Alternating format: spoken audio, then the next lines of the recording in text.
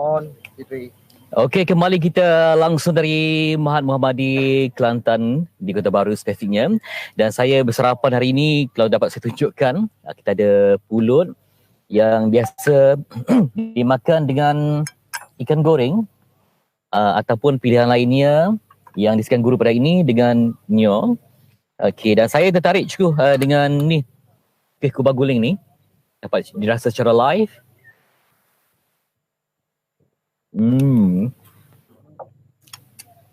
Biasanya memang Ramadan je, tapi kali ni memang di depan mata. Dan juga nasi tumpang sebagai pagi ni memang panjang, unik. Rasanya hebat. Tak apalah, kita cerita makan kemudian. Hari saya membawakan tempat ini yang sedang dalam usaha untuk baik pulih. Sudut pidato yang melahirkan ramai pidato yang hebat. Termasuk Tuan saya sebutkan tadi, almarhum Tuan Guru Ni Aziz. Dan ramai lagi yang pernah berada di sini berpidato. Sebelum dulu Mahat ni di satu tempat lelaki dan perempuan, tapi kemudiannya dipisahkan Mahat perempuan dan juga Mahat lelaki. Dan di belakang saya sebenarnya kalau nampak adik-adik yang sedang bersila terkuning, mereka ni dalam sudut pidato untuk menyerap aura supaya generasi muda hari ini menjadi hujatul Islam yang bijak berpidato, melahirkan pendapat, dapat berkongsi pelbagai cerita. Sambil itu tadi saya juga telah pun kongsikan bagaimana awal pagi tadi pelajar SPM masuk ke Dewan, mereka berdoa dan juga gambaran betapa inilah taman ilmu yang dihidupkan. Dan pada setiap hari Rabu sebenarnya mereka berkumpul untuk mencipta taman raudah. Di padang-padang ni mereka berkumpul dengan guru mencipta usrah sebagai topik sirah, akidah, fiqh dan sebagainya, dan juga isu-isu semasa yang tidak memikirkan hal dunia yang perlu dibincangkan dalam perspektif agama. Dan selain setiap hari saya akan kongsikan apakah keistimewaan lain yang terdapat di tempat ini. Sebelum itu kita akan berkongsi kepada anda sebuah bingkisan luahan hati pengetuanya, macam mana ingin melihat tempat pidato ini kembali dapat dihidupkan, dicantikkan dan juga dapat diperkasakan supaya lebih ramai pidato dapat dihasilkan di bidang ilmu ini. Kita saksikan sedikit rangkuman visual ini.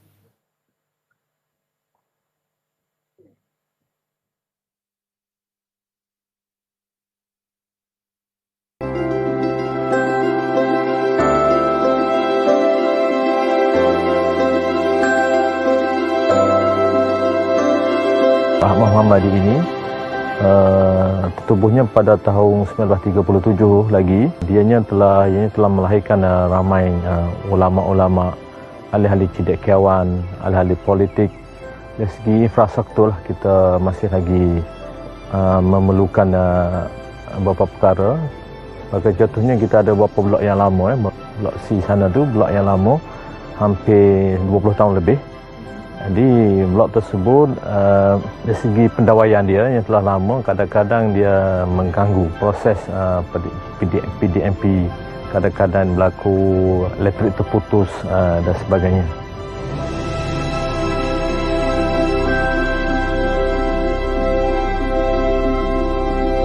Ruang pidato itu disediakan khusus untuk aktiviti co-curriculum kepada anak-anak pelajar.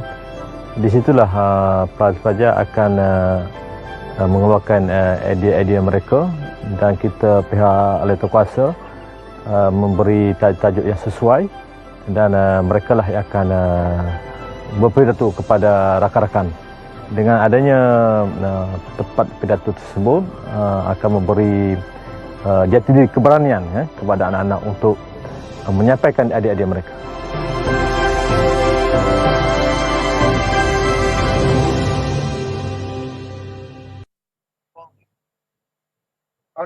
Okey, tadi dapat sikit rangkumannya, luahan hati macam mana kita dah dapatkan mungkin lebih banyak pihak dapat terlibat supaya dapat dibangunkan sudut pidato yang mencerminkan ilmu. Dan sampai itu di belakang saya hari ini ialah pidato, dia banyak bahasa Melayu, bahasa Inggeris dan juga bahasa Arab. Dan hari ini giliran untuk bahasa Arab. Dan sebenarnya sekolah ini ada ramai, lebih kurang 2,000 orang pada satu sesi, tetapi disebabkan PKP hanya kita 6 sahaja. Kita 5 saja yang berada di sini. Itu pun sebahagian daripada mereka. Yang lain terlibat dengan PDPR secara online. Jangan lupa untuk bersama juga dengan Didik TV dapat kita juga rangkumkan ilmunya. Dan sekali lah kesibukan para guru yang berada di taman-taman ini untuk berpidato, berhujah, memberikan pendapat mereka. Sampai ada saksikan ini ialah antara pendapat kita dengan anda, antara yang terpilih bila mana dah dapat persediaan, orang akan naik ke pentas pidato itu dan mereka akan berpidato dengan topik yang diberi. Assalamualaikum warahmatullahi wabarakatuh. Sabahal khair. إنه ليساعدني في هذا اللقاء الصباحي أن أقف أمامكم لألقي خطبة تحت الموضوع العلم نور الحياة. قال الله تعالى في كتاب العزيز: أعوذ بالله من الشيطان الرجيم يرفع الله الذين آمنوا منكم والذين أوتوا العلم درجات. صدق الله العظيم. أيها الإخوة، كما عرفنا أن العلم مهم جدا في حياتنا. Okey, itu antara rangkuman dapat saya kongsikan dengan anda. Dan juga tadi kemeriahan bagaimana mereka ini meraihkan ilmu, yang mana dalam PKP kita lihat ada yang terdapat ke sekolah, jadi kurang dapat mereka berkumpul. Tapi hari ini dengan adanya SOP penjarakan, dengan mematuhi segala peraturan, mereka dapat kembali menyerap auranya.